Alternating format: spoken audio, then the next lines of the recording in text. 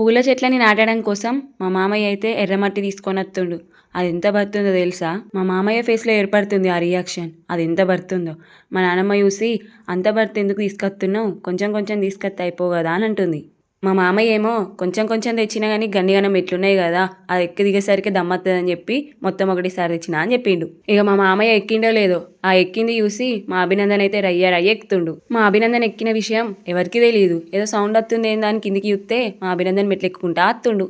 ఇంతకు ముందు 5-6 కుక్కలు గొడవ పెట్టుకుంటే మా నాన్నమ్మ దాన్ని కాపాడిందంట.